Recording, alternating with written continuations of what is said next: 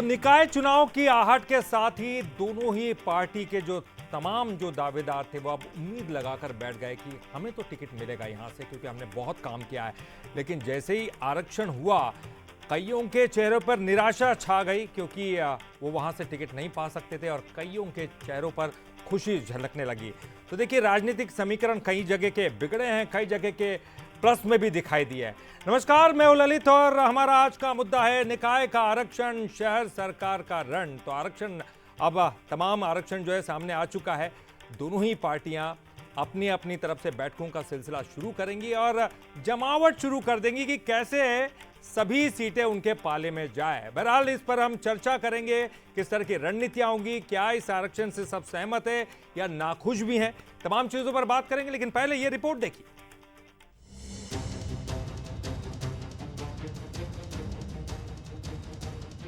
छत्तीसगढ़ में नगरीय निकाय चुनाव के लिए चुनावी बिसात बीत चुकी है।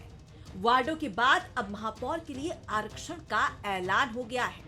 मेयर पद के लिए 1999 के प्रावधानों के तहत रिजर्वेशन हुआ, जिसमें महिलाओं को ज्यादा प्राथमिकता दी गई। रायपुर, बिरगांव और कोरबा सामान्य महिला, ओबीसी के लिए भिलाई, बिलासपुर, भिलाई, चरोदा। दुर्ग में ओबीसी महिला महापौर के लिए आरक्षण। रिसाली और रायगढ़ में भी महिला एससी। अंबिकापुर से एसटी वर्ग से बनेगा महापौर। सामान्य वर्ग के लिए राजनांदगांव, धमतरी, जगदलपुर, चिरमिरी।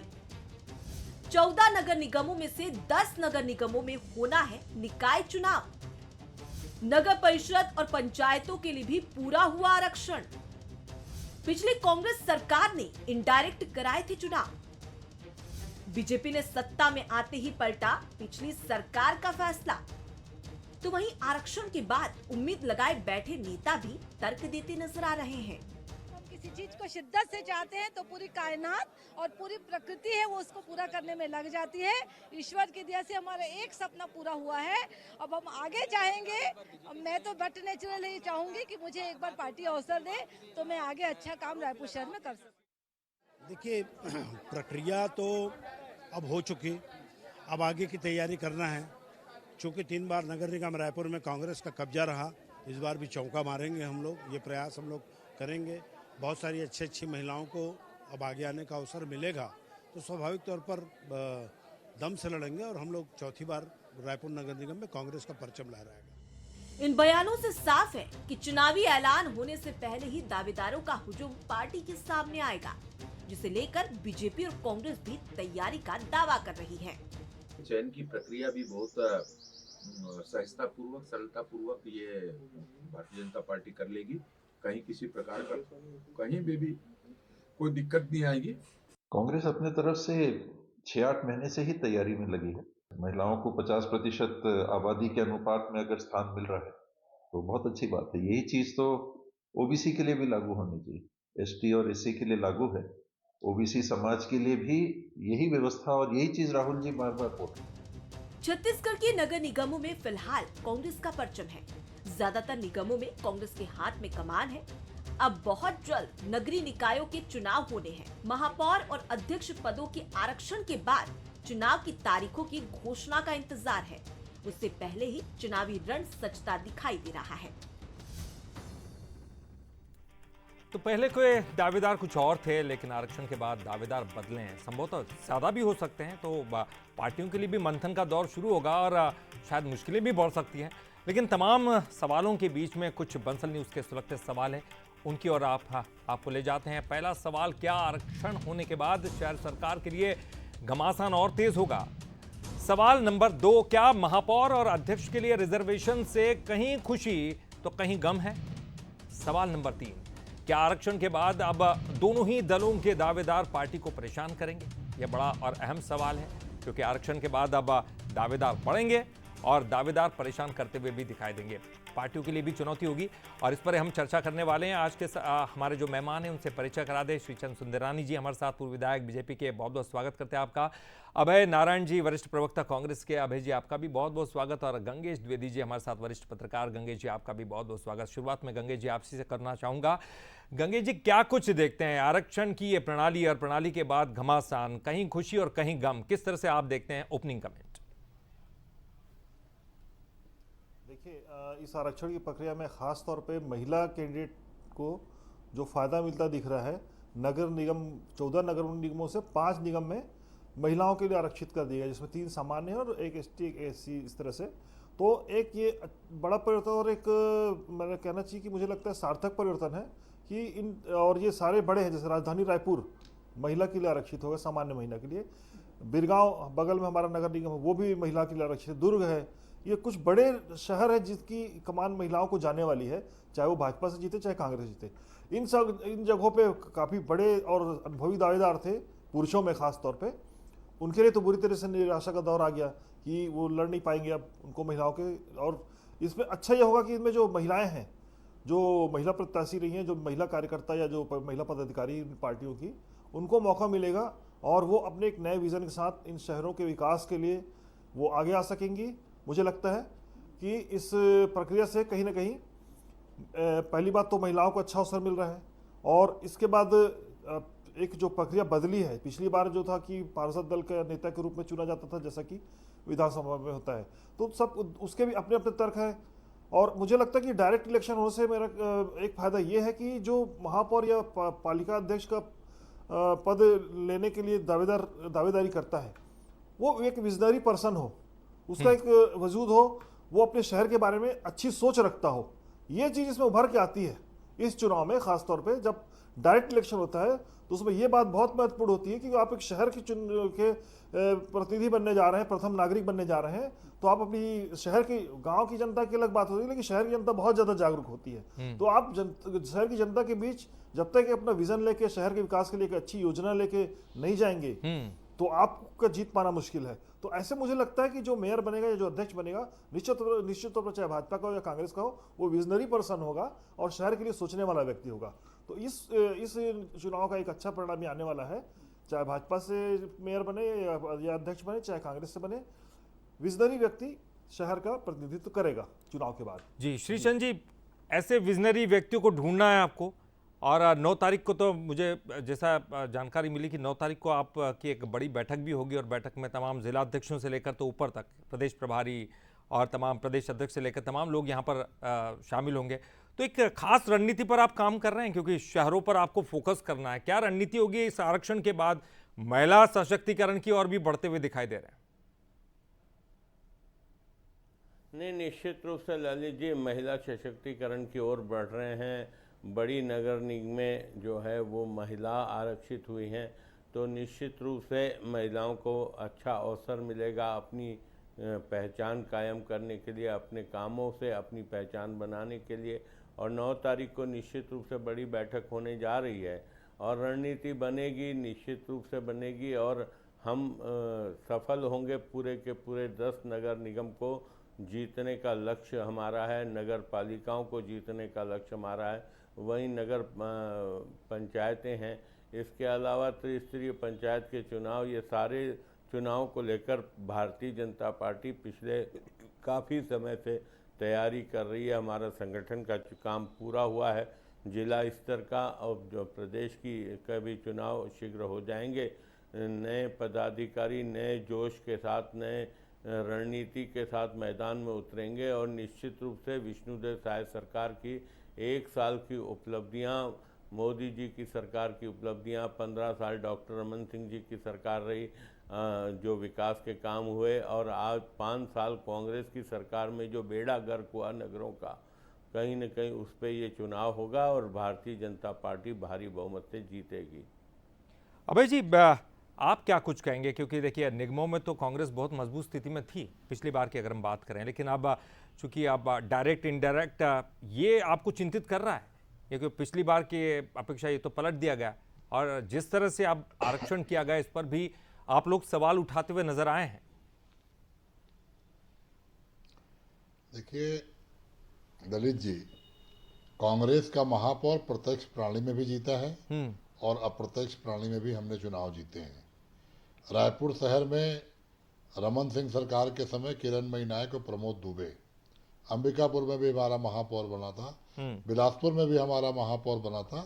तो प्रणाली कोई सी भी हो, अगर चेहरा अच्छा है, पार्टी अच्छी है, मुद्दे अच्छे हैं, तो ये शहर सरकार का वोट है। जन्म से लेकर मृत्यु तक लोगों का काम नगर निगम से होता है।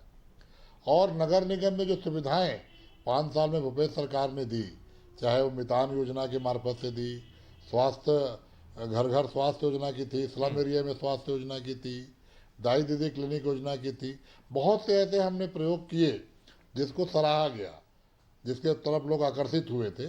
छोटे छोटे कामों के लिए लोगों को चक्कर लगाना पड़ता था, तो हमने सीधे मितान योजना चालू की थी कि आप ऐप में अपना काम डालिए, कौन सा सर्टिफिकेट आपका है, डॉक्यूमेंट डालिए, सर्टिफिकेट आपके घर पहुंचेगा। तो उसका भी फायदा हमको मिला। रहा प्रणाली का सवाल, तो हमने ये प्रयास किया था कि पार्षदों को महत्व मिले। जिस तरह विधायक मुख्यमंत्री चुनता है, सांसद प्रधानमंत्री चुनता है, पार्षद महापौर चुनते थे, महापौर भी पार्षद होता था। तो पार्षदों को लगता था कि महापौर भी हमारे बीच का एक पार्षद है। अब होगा प्रत्यक्ष प्रणाली से चुनाव होगा। अगर किसी निगम में महापौर किसी पार्टी का आ गया और पार्षदों का बहुमत किसी पार्टी का आ गया, तो 5 साल झगड़े चलेंगे, फिर तान चलेगी। बहुत सारी चीजों को देख के प्रणाली को लाया गया था। फिर भी जो प्रणाली सरकार ने की है, मेरा प्रश्न तो ये है कि वर्तमान विष्णुदेव साय सरकार, सुंदरानी जी बैठे हैं, बहुत ही अनुभवी नेता हैं, निगम के लिए भी, विधानसभा के लिए भी और भाजपा के लिए भी, समाज के लिए भी। आखिर ये सरकार चुनाव से भाग क्यों रही है? अभी तक तो नए महापौर शपथ ग्रहण कर लिए होते, नए पार्षद शपथ ग्रहण कर लिए होते, नवंबर दिसंबर में चुनाव कराने में क्या परेशानी थी?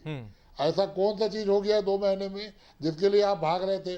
और अभी भी चुनाव आचार संहिता के बाद होगा। आज आरक्षण हो गया है, लेकिन आशंका बनी हुई है कि आचार संहिता कब लगेगी, क्योंकि सामने परीक्षाएं हैं। साल भर की मेहनत 10वीं और 12वीं बोर्ड की परीक्षाएं हैं। पालक के लिए भी और विद्यार्थी के लिए भी, कैरियर के लिए सबसे महत्वपूर्ण पॉइंट होता है 10वीं और 12वीं की परीक्षा। लेकिन सरकार को चिंता नहीं है। अगर चुनाव होते हैं तो परीक्षाओं का क्या होगा? परीक्षाएं होती हैं, चुनाव नहीं होता है, तो ये प्रशासक बैठा चुके हैं। प्रशासक बैठाने के लिए इन्होंने विलंब किया। प्रशासक बैठा के और इनके मंत्री नारियल लेके घूम रहे हैं। सुंदरानी जी, आप जवाब दीजिए, क्या प्रशासक बैठाने के लिए विलंब किया गया और विलंब से किसको फायदा और किसको नुकसान? हजारों रुपए की घोषणा की रही, करोड़ों रुपए घोषणा हो रही है। और ये परीक्षाओं के बीच में चुनाव होंगे तो बच्चों को नुकसान नहीं होगा? देखिए ललित जी, निश्चित रूप से अप्रत्यक्ष रूप से चुनाव कराने का निर्णय भूपेश बघेल की सरकार ने लिया। खरीद फरोख्त करके सारे नगर निगमों पे कब्जा किया। हम खरीद फरोख्त को रोकना चाहते हैं, सीधा प्रत्यक्ष। ये कहते हैं पार्षदों को अवसर मिलना चाहिए महापौर का चुनाव के लिए। अरे हम तो पूरे रायपुर शहर की जनता को 10-11 लाख मतदाताओं के बीच महापौर चुनना चाहते हैं। हम तो पूरे प्रदेश में जनता के बीच से महापौर चुनना चाहते हैं, नगर पालिका अध्यक्ष चुनना चाहते हैं, नगर पंचायत का अध्यक्ष चुनना चाहते हैं। सीधा जनता को अधिकार दे रहे हैं। स्वयं का नहीं, पार्षद आते हैं, पार्षद अगर महापौर बनता है तो उतना पार्षदों पे या शहर के कामों में दबाव नहीं होता। लेकिन जब वो सीधा प्रत्यक्ष प्रणाली से महापौर बनता है, हमने देखा है पिछले रमन सिंह जी की सरकार में प्रत्यक्ष महापौर बनते थे, उनका जो रुतबा रहता था और जो अप्रत्यक्ष प्रणाली से महापौर बनते थे उनकी क्या हैसियत होती थी, अंतर हमने देखा है। और जहाँ तक नगर निगम के चुनाव का सवाल है, कांग्रेस, अभय नारायण जी बहुत वरिष्ठ प्रवक्ता हैं और बहुत जानकार भी हैं। वो कई सारी चीज़ें खुल के नहीं बोल पाएंगे, अपने पार्टी का मामला है। लेकिन जो दुर्गति नगर निगमों के माध्यम से शहरों की हुई है वो कहीं से भी छुपा हुआ नहीं है। डॉक्टर रमन सिंह जी की सरकार थी, मैं तो रायपुर नगर निगम में पार्षद भी रहा हूँ, मैं विधायक भी रहा हूँ। मैं विधायक रहते हुए कितना पैसा एक एक वार्ड में मिलता था और आज कितना पैसा मिलता है। और विष्णुदेव साय जी की सरकार अगर 1 साल नहीं आती तो पार्षदों का तो जनता के बीच में जाना दुभर था, कहीं आक्रोश झेल रहे थे। लेकिन विष्णुदेव साय जी की सरकार आने के बाद जो नगरीय निकाय को पैसा मिला, कहीं न कहीं जाते जाते 1 साल में ही पार्षदों ने अब विकास के काम कराए हैं तो कहीं न कहीं उनको दोबारा चुनने का अवसर मिल सकता है जनता के बीच में। हम कहाँ भाग रहे हैं, हम तो पूरी तैयारी कर रहे हैं। संविधान में संशोधन करना था, अप्रत्यक्ष प्रणाली को प्रत्यक्ष कराना था, महीना 1.5 महीना 2 महीना आगे पीछे चुनाव होते हैं, इसको लेकर हमको भागने का आरोप लगा रहे हैं। हम भागना नहीं चाहते, हमने तो आरक्षण करा लिया, शीघ्र ही चुनाव की प्रक्रिया प्रारंभ होगी, थोड़ा इंतजार करना होगा। और थोड़ा इंतजार में अगर कांग्रेस पार्टी को लगता है कि प्रशासन लेकिन बैठ ठीक है सर, अभय जी आप तो जनता का काम ही जी अभय जी आप चक्रानुक्रम में पर भी आपने सवाल उठाए थे कि जिस तरह से चक्र आरक्षण का है वो ठीक नहीं है। आपको क्यों लगता है कि आरक्षण जो दिया जा रहा है उसमें भी कुछ गलत है, ऐसा आपको लगा दिखाई दे रहा है? देखिए, 2 बातें ऐसी हुई हैं पंचायतों के और नगरीय निकायों में कि ओबीसी को बहुत नुकसान हो रहा है। जहां पे एसटी एससी 50% से ऊपर होंगे, अभी पंचायतों के आरक्षण कल से चालू होंगे, तब उसका असली चेहरा सामने आएगा, वहां पे ओबीसी शून्य हो जाएगा। ठीक। और जहां पर 50% से एसटी एससी कम है, वहां पे 50% ही पूरा आरक्षण होगा। मैं बिलासपुर का उदाहरण दे सकता हूँ, 70 वार्ड हैं, 50% में 35 वार्ड आरक्षित होने थे और 35 वार्ड अनारक्षित होने थे, लेकिन यहाँ पे 33 और 37 का फार्मूला आ गया। तो ये कैसे हुआ कि 37 आरक्षित अनारक्षित रह गए और 33 आरक्षित?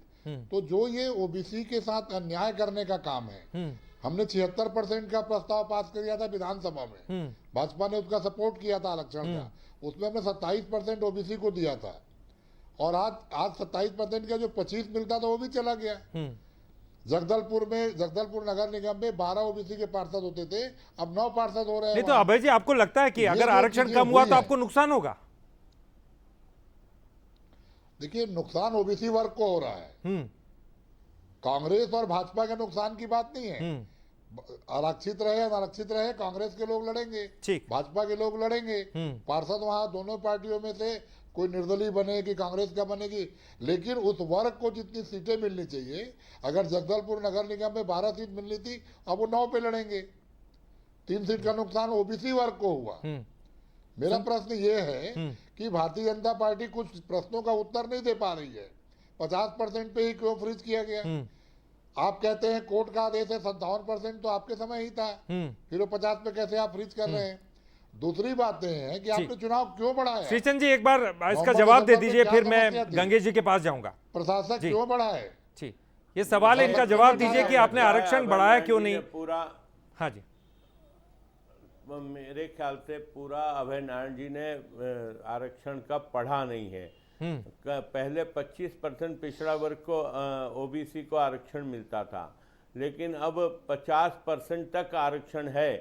25% से 50% तक का कहीं कहीं आरक्षण है, कहीं निश्चित रूप से एसटी एससी, जहाँ पे टोटल आबादी एसटी एससी की है, तो वहाँ 50% नहीं, जहाँ पे एसटी एससी की बहुलता है, पूरी एसटी एससी है, उनको वहाँ पे 50% मिलेगा। लेकिन सामान्य जैसे रायपुर नगर निगम में ओबीसी की सीटें बढ़ी है। अगर ऐसी बात करें तो बहुत सारी जगह आपको देखने को मिलेगा, कल भी आप देखिएगा या पंचायतों में भी देखिएगा, तो ओबीसी को लाभ हुआ है इससे। पहले मात्र ओबीसी को 25% तक आरक्षण मिलता था, अब वो लगभग 50% भी कहीं कहीं मिल रहा है। कहीं निश्चित रूप से एसटी एससी की अगर हम बात करते हैं तो वहाँ पे जरूर एसटी एससी की आबादी पूरी की पूरी हो, वहाँ पे एसटी एससी को 50% आरक्षण मिलेगा, लेकिन ओबीसी के आरक्षण को अगर हम पूरे प्रदेश के नजरिए से देखेंगे तो कहीं ना कहीं ओबीसी को गंगेश जी देखिए, ये बड़े सवाल उठते रहे हैं। आरक्षण कम करने से, ज्यादा करने से क्या किसी पार्टी की जो है रणनीति पे फर्क पड़ता है? उनके जीतने और ना जीतने पर भी फर्क पड़ता है? ये तमाम चीजें अलग अलग पार्टी अपने अपने दायरे में सोचती हैं, लेकिन आप इसको किस ढंग से सोचते हैं? क्योंकि हम डायरेक्ट इनडायरेक्ट पर बात कर चुके हैं और उसमें भी हमने देखा कि एक पार्टी चालू करती है, एक पार्टी बंद करती है। आरक्षण के मामले में भी एक डिमांड करती है, एक नहीं करती है। क्या इसका भी इफेक्ट पड़ता है रणनीति पर? देखिए, मुझे जहां तक याद आ रहा है कि आरक्षण को लेकर 73% आरक्षण का प्रस्ताव विधानसभा से पास हुआ था। लेकिन और वो जो है एक क्वांटिफाइबल डाटा आयोग बना था, उसके रिपोर्ट के आधार पर हुआ था, लेकिन वो डाटा सार्वजनिक नहीं हुआ। जब राज्यपाल के पास साइन के लिए गया था, भूपेश बघेल जी कार्यकाल का मुझे अच्छे से याद है, तो वहाँ पर राज्यपाल ने उसको स्वीकृत नहीं किया और उसको लेकर लंबे समय तक बयानबाजियाँ चलती रही।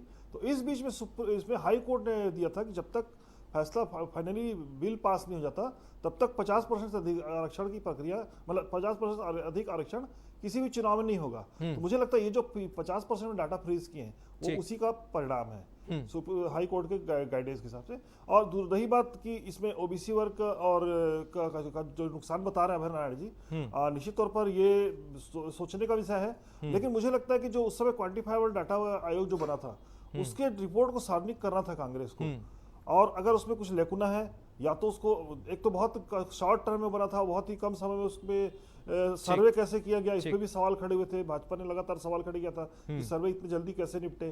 तो मुझे लगता है अगर वो सार्वजनिक होता और चीजें विवाद रहित होती तो ये आरक्षण की प्रक्रिया लागू होती और ओबीसी को ज्यादा फायदा मिलता। ये भी निश्चित तौर पर देखिए, छत्तीसगढ़ में ओबीसी बहुल क्षेत्र है, मतलब आदिवासियों के बाद सेकंड सबसे ज्यादा जिनकी आबादी है ओबीसी की है, तो इस हिसाब से उनको आरक्षण का इसमें कहीं ना कहीं नुकसान होता दिख रहा है। चलिए मैं आखिरी के एक कमेंट ले लेता हूं जी। अभय जी, अब आपका आखिर में एक कमेंट, किस तरह से आपकी रणनीति होगी, किस तरह से आप तैयारी करेंगे, क्योंकि अब समय कम है, 8 हो गई है और अब आरक्षण भी हो चुके हैं, अब उस पर लड़ाई या फिर झगड़ा करके कोई फायदा नहीं, जो है आपके सामने है। अब रणनीतियां किस तरह से होंगी और आप किस तरह से फोकस करेंगे शहरों की तरफ? ललित जी, हमारी बैठकें पहले से हो रही हैं, बूथ लेवल से लेकर वार्ड लेवल तक की तैयारी है। और जो सरकार की 1 साल की असफलता है, लॉ एंड ऑर्डर, महंगाई, बेरोजगारी और अनिर्णय की सरकार, असमंजस की सरकार, केवल 2 योजनाओं पर फोकस इन्होंने किया, धान और महतारी बंधन। महतारी बंधन में पैसा से सनी लियोनी को जा रहा है और धान ये खरीद नहीं पा रहे हैं। तो हम इनकी असफलताओं को लेकर जनता के बीच में जाएंगे और लॉ एंड ऑर्डर, महिला सुरक्षा, बेरोजगारों की समस्या, सब पे बात करेंगे। और हमको विश्वास है कि जनता शहर सरकार में कांग्रेस के साथ चलिए श्रीचंद जी, आपका भी एक क्लोजिंग कमेंट, किस तरह से आपकी तैयारी रहेगी, क्योंकि शहर में आपको जीतना बहुत कुछ है, मतलब पाना ही पाना है। आपने पिछली बार काफी कुछ कांग्रेस के हत्थे चढ़ गया था, अब किस तरह से फोकस करेंगे? महिला सशक्तिकरण की तरफ भी आप बढ़ रहे हैं और शहरों की तरफ क्या प्लान है आपका? देखिए ललित जी, हम निश्चित रूप से महिला सशक्तिकरण की ओर बढ़ रहे हैं। हमने ओबीसी को कहीं न कहीं आरक्षण का लाभ ज़्यादा मिले, ये हमने प्रयास किया है। अगर पूरे प्रदेश की तस्वीर अगर सामने रखी जाएगी तो ओबीसी को आरक्षण का लाभ मिलेगा। जहाँ पे एसटी एससी 10% नहीं है, वहाँ पे 40-40, 50-50% का आरक्षण भी ओबीसी को मिलेगा। रहा सवाल, अभय नारायण जी कह रहे हैं महतारी वंदन योजना का पैसा नहीं पहुंच रहा है, लगातार 12 महीने हो गए, महिलाओं के खाते में 1000 रुपया 70 लाख महिलाओं को, मैंने कहा सनी लियोनी को जा रहा है। जहाँ तक किसानों की बात है, किसानों को भी 21 क्विंटल धान खरीदकर उसका एक मुश्त पैसा देने की योजना, अभी समर्थन मूल्य का पैसा, उसके बाद जो एक्स्ट्रा पैसा है वो भी इकट्ठा मिलेगा। तो ये कांग्रेस बुलावे में, और कांग्रेस तो अपने भ्रष्टाचार के पिंड से नहीं छूट पा रही है, चाहे शराब घोटाला हो, रेत घोटाला हो, कोयला घोटाला हो। नहीं, इन तमाम चीजों पर सुंदरानी जी, इन तमाम चीजों पर अब मुहर लगनी बाकी है और अब तो जनता के हाथ में फैसला है। हो सकता है कि आपकी जो सत्ता है उसको देखकर उनके मन में क्या कुछ आता है, कांग्रेस की सत्ता देखकर उनके मन में क्या कुछ आता है, ये जो है जनता है ना सब कुछ जानती है। और जैसे कि आप, मुझे लगता है कि चूंकि आप सत्ता पक्ष में हैं तो आपके पास उम्मीदवारों की भीड़ भी ज्यादा होगी और आपके लिए चुनौतियां भी ज्यादा होंगी, किसको चुनना और किसको नहीं चुनना। और यही एक खूबसूरती लोकतंत्र में होती है, क्योंकि निचले तबके तक जो है हम प्रतिनिधित्व देते हैं और उसी से पता चलता है कि कौन अच्छा है कौन खराब है। बहरहाल बहुत बहुत शुक्रिया सुंदरानी जी, आपका भी बहुत बहुत शुक्रिया। अभय जी आपका भी बहुत बहुत शुक्रिया करेंगे। गंगेश जी आपका भी बहुत बहुत शुक्रिया। तो फिलहाल निकाय का आरक्षण और शहर सरकार का रण, इस आज का मुद्दा में फिलहाल के लिए इतना है, लेकिन कहीं मत जाएगा क्योंकि बंसल न्यूज़ खबरों का सिलसिला लगातार